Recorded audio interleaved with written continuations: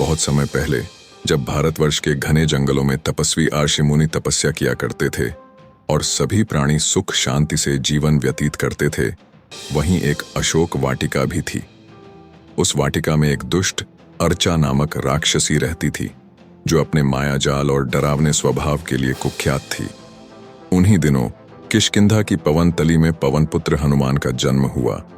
उनके जन्म के साथ ही समस्त देवता और सिद्ध पुरुषों ने आशीर्वाद स्वरूप उन्हें अनेक दिव्य शक्तियां प्रदान की। किंतु बचपन से ही उनकी नटखट लीलाएं सबका मन मोह लेती थीं। एक दिन कभी न सूझने वाली उत्सुकता में वे धरती से कूदकर सूर्य की तरफ चल दिए। सोच यह थी कि रोशनी का यह छोटा सा गोला कोई फल होगा और वे उसे खा लेंगे। परिणाम स्वरूप इंद्रदेव ने उनको वज्र से आहत किया, जिससे वे धराधाम पर गिर पड़े। इसी कारण उन्हें हनुमान कहा गया।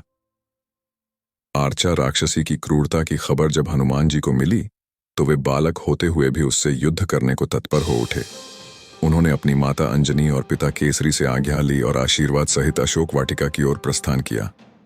अशोक वाटिका पहुंचने पर उन्होंने देखा कि आर्चा राक्षसी के भयानक मायाजाल ने वाटिका की सुंदरता को अपने कब्जे में ले रखा था। वृक्ष सूख रहे थे, फूल मुरझा रहे थे और पशु पक्षी त्राहिमाम कर रहे थे।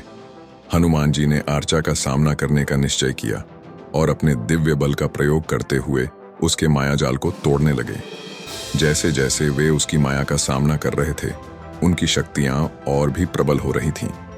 राक्षसी अनेक रूप धरकर उन्हें विचलित करने का प्रयास करती, परंतु बाल हनुमान के संकल्प में कोई दरार न आती।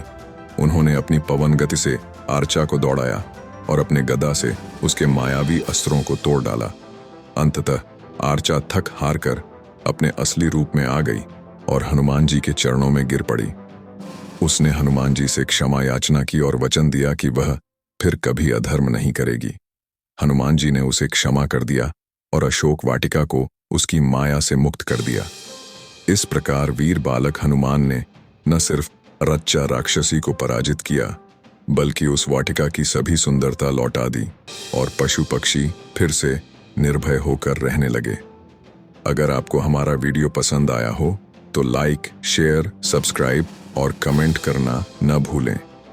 आपका समर्थन हमारे लिए उत्साहवर्धक है। धन्यवाद।